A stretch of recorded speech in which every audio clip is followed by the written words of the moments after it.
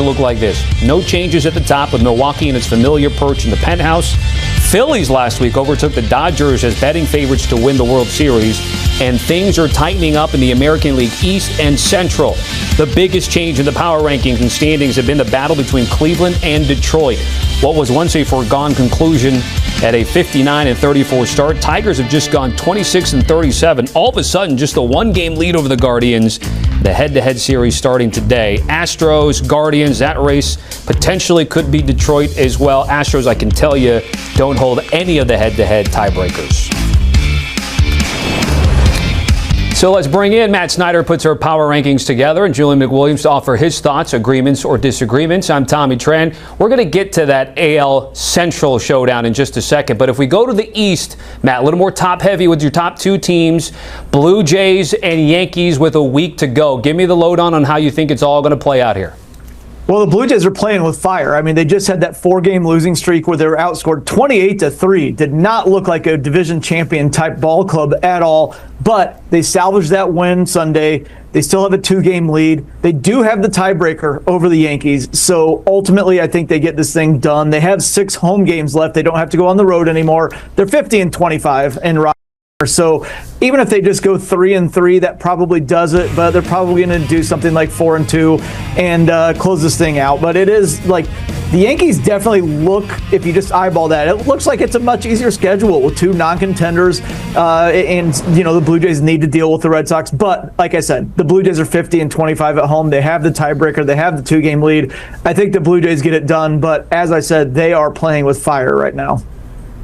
Yeah, I think that the tiebreaker is huge when you look at this race, right? I think it's so close, and I don't think that any team is particularly playing all that well. And I know they have Boston coming up, and look, Boston has not been playing well, right? I know they were able to win the series against the Tampa Bay Rays last night. I mean, even though they lost last night, but they still won the series. But if you're looking at them in their totality, they're not playing well. Garrett Crochet has just been okay his last few starts. They don't have a number 4 or 5 starter, so that might not come into play a little bit in this series. Their bullpen has sort of been all over the place. So I expect the Blue Jays to be able to take care of business. And again, the tiebreaker I think is really, really huge going into this because all these teams are just so close.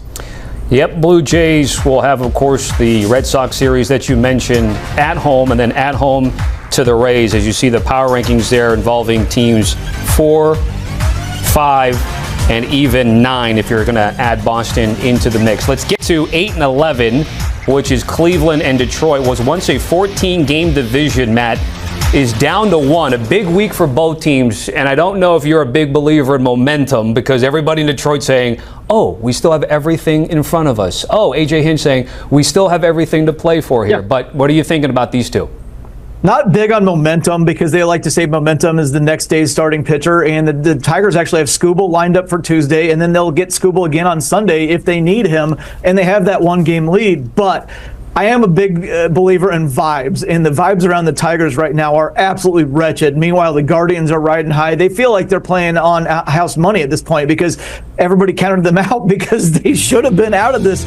Look, does anybody remember the 1951 Dodgers-Giants race? Of course not, but if we've heard of the Giants win the pennant, the Bobby Thompson shot heard around the world, that was the biggest blown division lead in baseball history.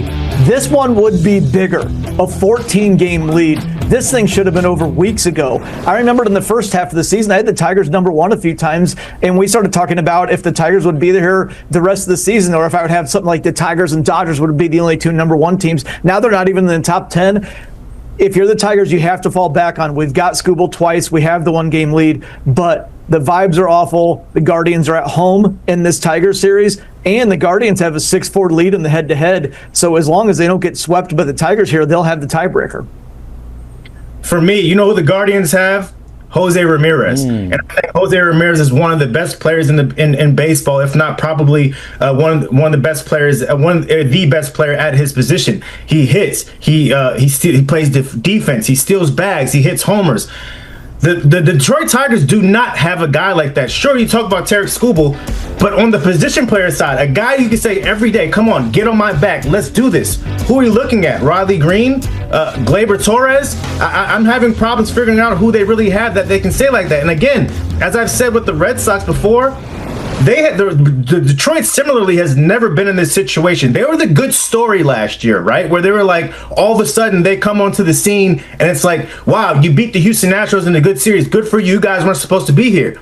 Now when you have a 15-game lead, you're supposed to be here. And so when you're being the hunted, it's a completely different story when you're doing the hunting. And so I think that has played into their psyche a little bit. The success rate of them not having success has played into their psyche a little bit. And man, this is going to be a heck of a 6-game stretch that they have coming up. So whoever doesn't win the division can fall back on a wild card spot. And then Julian, you had mentioned already Boston, and then there's Houston. So those three playing for two, essentially, one game apart here. Astros just got swept by the Mariners. What are you thinking about Houston? Because they don't have any of the tiebreakers against the other two. Yeah, I think Houston's in a world of trouble for me because I expected them to be able to win this series this weekend against the Mariners, because the Mariners have sort of been a team that I've necessarily haven't really believed in, because every time I believe in them, it seems that they always seem to find a way to falter. But look, them getting swept in that series is huge. And keep in mind, they don't have Yordan Alvarez. That's a huge loss to them. And Jose Altuve is not the Jose Altuve of old. And they also don't have Alex Bregman. So that winning pedigree that we've talked about all of a sudden all the time, it's gone. So this week coming up is going to be huge for them. But I truly think they're in a world of trouble. Matt, let me go to you with the National League wildcard scenario where we do have three teams. It's the Reds, the Mets, and the Diamondbacks. And right now, Cincy in pole position. Yeah, first of all, credit to the Diamondbacks for hanging around here after being sellers at the trade deadline. They're a game back, but they have to deal with the Dodgers and Padres this week. Both of those two teams have something to play for. I think that the Diamondbacks probably fade away. Then again, I would have thought that the entire second half, so maybe I'm wrong. But I really think if you look at this, gosh, I can't believe this, because the entire second half I've been saying the Mets are going to do it. They're still going to hold on to the spot. But if you look at the schedule right now, the Reds have 3 against the Pirates, and then they'll have 3 in Milwaukee, where the Brewers will have nothing at all to play for. The Brewers will have sealed up the number 1 seed throughout the playoffs by then. Meanwhile, the Mets go to the Cubs, who lost 4 in a row in Cincinnati, so surely want to get right before they go to the playoffs. And then the Mets go to Miami to face the Marlins, who are really feisty right now. The Marlins have won 10 of their last 11. They're technically still alive. So this looks like it's going to start kind of swinging toward the Reds here. And I got to say, I don't think the Reds are going to advance if they do get to the wild card round. But going to Dodger Stadium, having absolutely nothing to lose, where everybody thinks they're going to get swept, putting Hunter Green up there in game 1, the Reds might well steal that thing, and then you never know. So it's getting really, really interesting with Terry Francona's Reds right now. Bunched up in the standings and bunched up in Matt Snyder's power rankings, 13, 14, and 16. What's up, Dodgers Nation? Victor here, and I've got some tough news that we need to break down together. Imagine this. You're heading into the postseason, the lights are bright, every pitch matters, and your all-star catcher, your cleanup bat, the heartbeat of your lineup isn't there. That's exactly the situation the Dodgers might be facing right now with Will Smith. A fresh scan revealed something none of us wanted to hear, a hairline fracture in his hand. And folks, it could mean he's not ready when October baseball begins. So today we're going to dive into what this really means for the Dodgers, how it impacts our playoff push, and whether this team can survive and thrive without one of its biggest stars. Here's the latest. Will Smith took that foul tip off his right hand back in early September. At first, it seemed like soreness, something he could play through. But the pain didn't go away, and now the scans show the truth. A hairline fracture. Dave Roberts put it plain and simple. Optimistic he's going to come back at some point, but doubtful it will be the regular season. Translation, don't expect to see Smith until the playoffs at the earliest. And even then, it's up in the air. This is brutal timing. Smith is 30 years old in the prime of his career and was putting up one of the best seasons of his life. A .296 batting average, .404 on base, .497 slugging, a 152 OPS plus, 17 homers, and 61 RBIs. That's a 4.5 WAR player, Dodgers Nation. That's elite. He was named to his 3rd straight All-Star game this summer for a reason. Losing him isn't just losing a bat. Losing him isn't just losing a bat, it's losing leadership leadership, game calling, and one of the most important relationships on the team, the connection between pitcher and catcher. So now what? The Dodgers will rely heavily on Ben Rortvedt, the catcher we picked up at the trade deadline from the Tampa Bay Rays. And let me say this, Rortvedt has been a pleasant surprise. In his 13 games with the Dodgers, he's batting .294 with a .368 OBP and a .104 OPS+.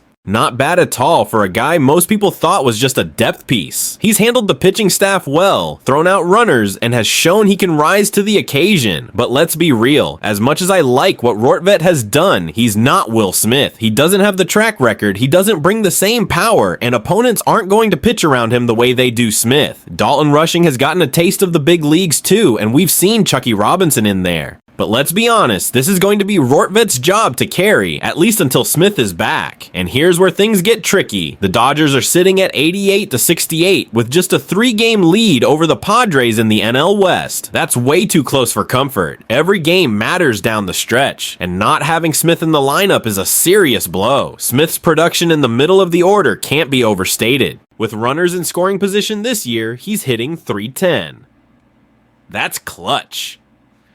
That's the kind of bat you need in October, when one swing can decide a series. Defensively, Smith's framing, his ability to block pitches, his chemistry with guys like Yamamoto and Glasnow, it all matters. Take him out of the equation, and suddenly the Dodgers pitching staff feels just a little less secure. Now here's my take, Dodgers Nation. This is the kind of moment that separates good teams from great ones.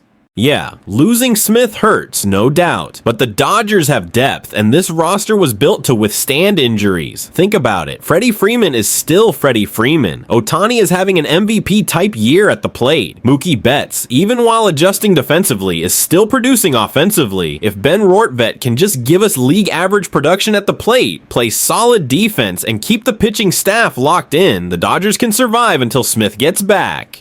But let's not sugarcoat it. Like, if Will Smith isn't healthy for the division series, the road to a World Series just got a whole lot steeper. So here's the big question, Dodgers Nation. Do you think the Dodgers can survive the start of the playoffs without Will Smith? Or is his presence so critical that our October dreams might come crashing down without him behind the plate? Drop your thoughts in the comments, because I know this one's got the whole fan base buzzing. Don't forget to smash that like button, subscribe if you haven't already, and share this video with every Dodgers fan you know, because this postseason is shaping up to be one for the books. And hey, let's all hope Will Smith heals up fast, because the Dodgers are going to need him if we want to be the last team standing. Let's go Dodgers!